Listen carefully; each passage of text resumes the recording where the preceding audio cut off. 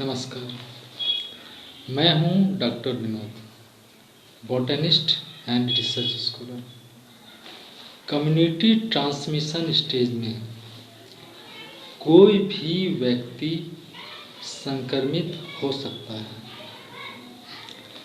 भले ही वह न प्रभावित देश से लौटा हो और न ही किसी संक्रमित के संपर्क में आया हो। इसी टॉपिक पर मैं डिस्कस कर रहा हूँ। आइए इसे समझने के लिए एक भीड़ भाड़ वाले लोकेशन में चलते हैं। भीड़ भाड़ जितना अधिक होंगे, गंदगी उतना अधिक होंगे। गंदगी जितना अधिक होंगे, पॉल्यूशन उतना अधिक होंगे। पॉल्यूशन जितना अधिक होंगे, डस्ट पार्टिकल्स धुआं भी उतना अधिक होंगे, जिसमें कार्बन डाइऑक्साइड और कार्बन मोनोऑक्साइड गैसें भी होंगे। इसके अलावा कचरे के ढेर होंगे, जिसमें हरे साग सब्जी के कचरे, कच्चे मांस मछली के कचरे, फल के कचरे और भोजन के कचरे होंगे।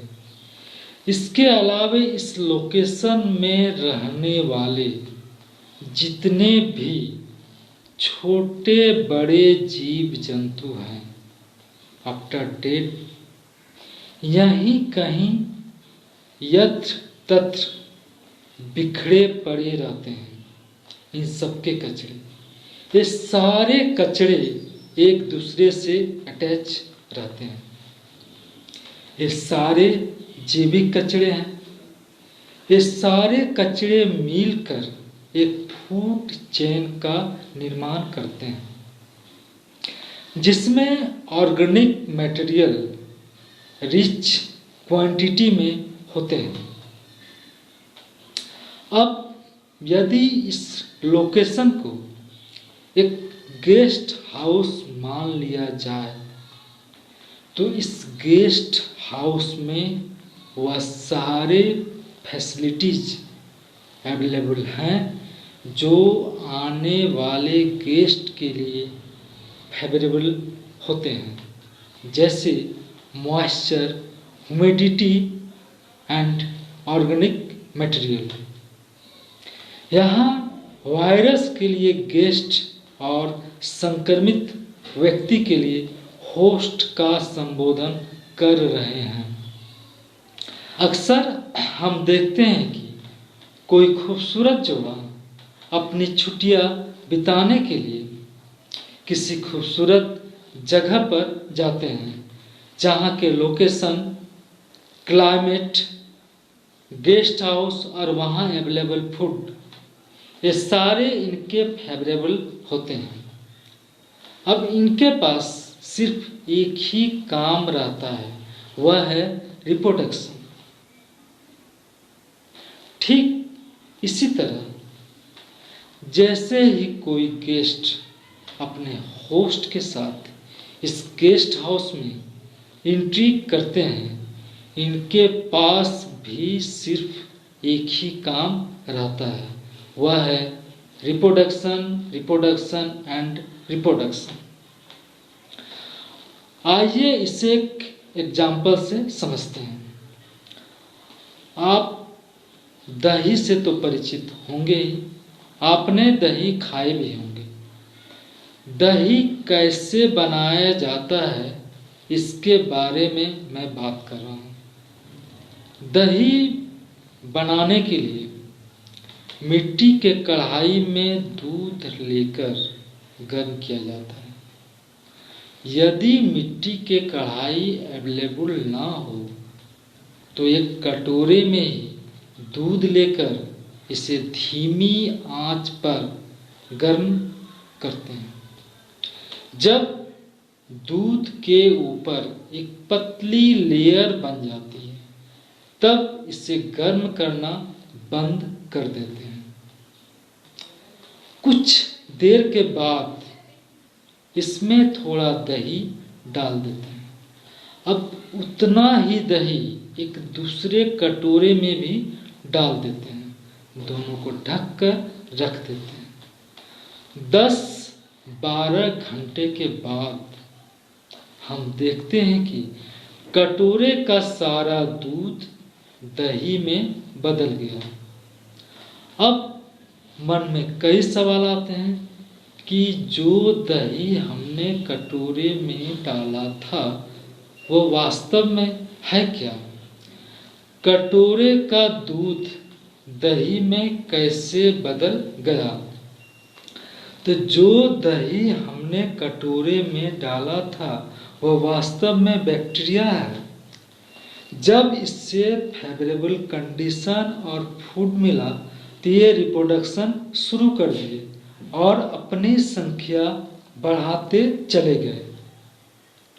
ये तब तक रिप्रोडक्शन करते रहे और अपनी संख्या बढ़ाते रहे जब तक कि इसे फेवरेबल कंडीशन और फूड मिलता रहा।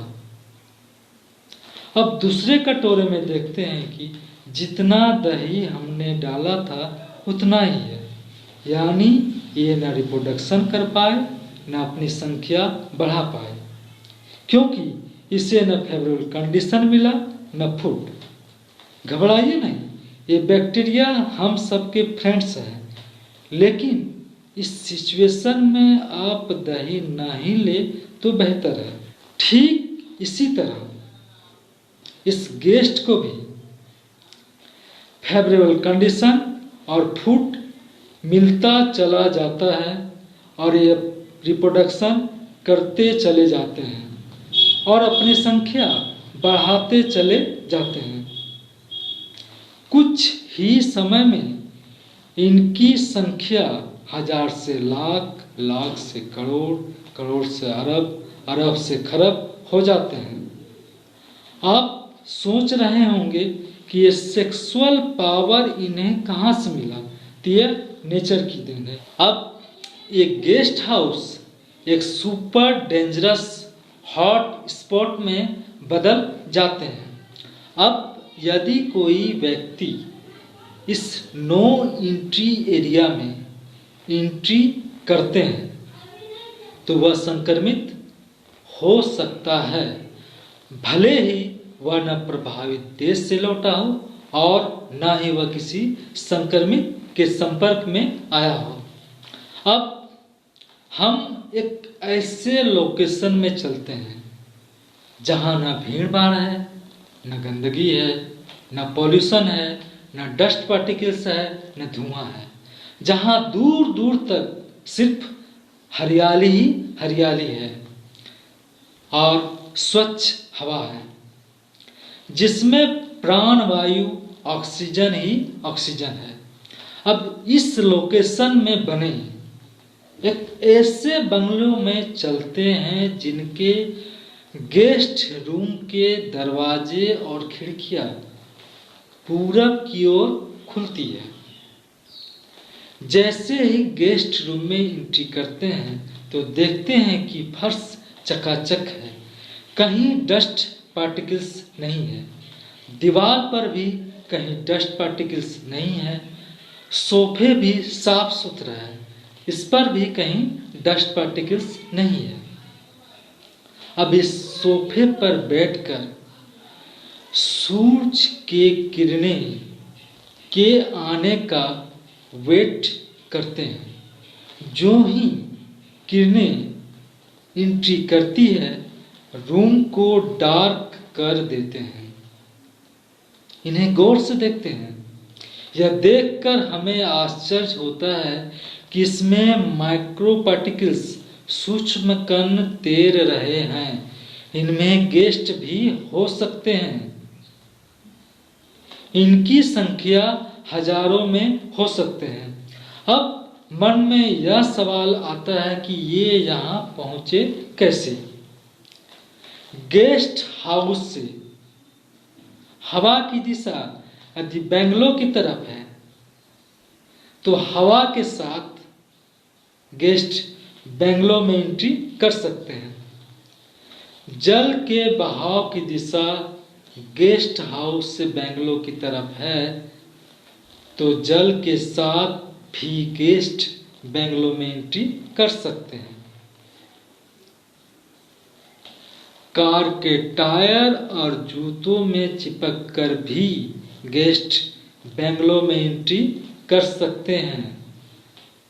यदि यहाँ के रहने वाले लोग डब्बाबंद रेडीमेड फूड का यूज कर रहे हैं तो फूड चेन के द्वारा भी गेस्ट इनमें एंट्री कर सकते हैं। अब ये लोग भी संक्रमित हो सकते हैं, भले ही वह प्रभावित देश से न लौटा हो, न ही किसी संक्रमित के संपर्क में आया हो। यदि 100 मीटर रेडियस में होस्ट की संख्या लगातार बढ़ रहा हो तो संक्रमण के फैलाव को रोकने के लिए रेडियस को खाली करा देना ही बेहतर है। यह भी कोशिश होनी चाहिए कि जल निकासी और कचरा रेडियस से बाहर न निकले। धन्यवाद।